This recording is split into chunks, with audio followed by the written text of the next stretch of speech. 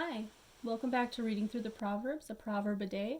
My name's RayeAnne, and today we'll be reading Proverbs 6 and 7, starting with Proverbs 6, verse 1.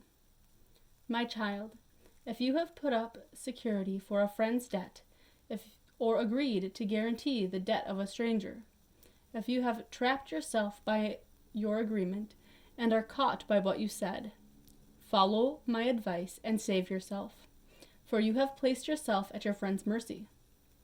Now swallow your pride. Go and beg to have your name erased. Don't put it off. Do it now. Don't rest until you do. Save yourself like a gazelle escaping from a hunter, like a bird fleeing from a net.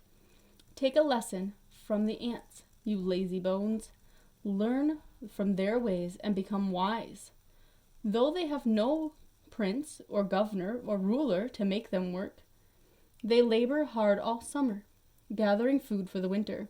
But you, lazy bones, how long will you sleep? When will you wake up? A little extra sleep, a little more slumber, a little folding of the hands to rest. Then poverty will pounce on you like a bandit. Scarcity will attack you like an armed robber. What are worthless and wicked people like? They are constant liars, signaling their deceit with a wink of the eye, a nudge of the foot, or a wiggle of the finger. Their perverted hearts plot evil, and they constantly stir up trouble. But they will be destroyed suddenly, broken in an instant, beyond all hope of healing. There are 6 things the Lord hates. No, 7 things he detests. Haughty eyes, a lying tongue, hands that kill the innocent, a heart that plots evil, feet that race to do wrong, a false witness who pours out lies, a person who sows discord in a family. My son, obey your father's commands, and don't neglect your mother's instruction. Keep their words always in your heart. Tie them around your neck. Proverbs 6:22. When you walk, their counsel will lead you. When you sleep, they will protect you. When you wake up, they will advise you. For their command is a lamp, and their instruction a light. Their corrective discipline is the way to life. It will keep you from the immoral woman, from the smooth tongue of a promiscuous woman. Don't lust for her beauty. Don't let her coy glances seduce you. For a prostitute will bring you to poverty, but sleeping with another man's wife will cost you your life.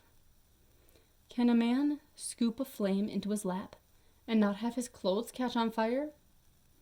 Can he walk on hot coals and not blister his feet? So it is with the man who sleeps with another man. Proverbs 6:29.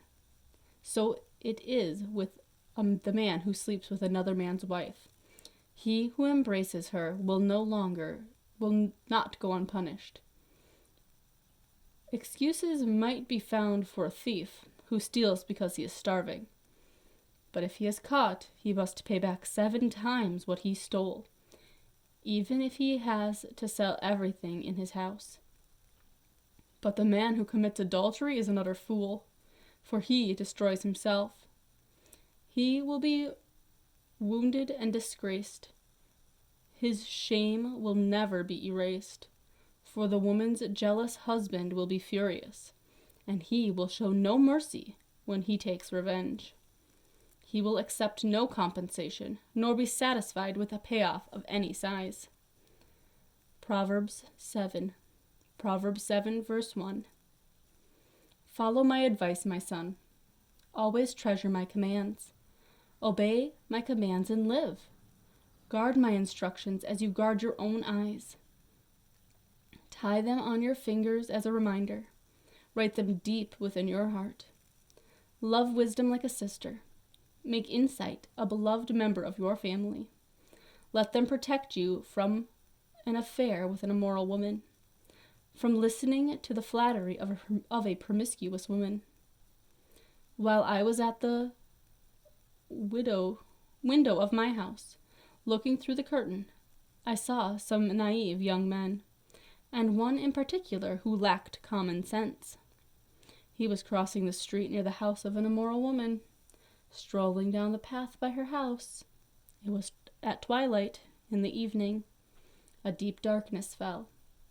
The woman approached him, seductively dressed and sly of heart.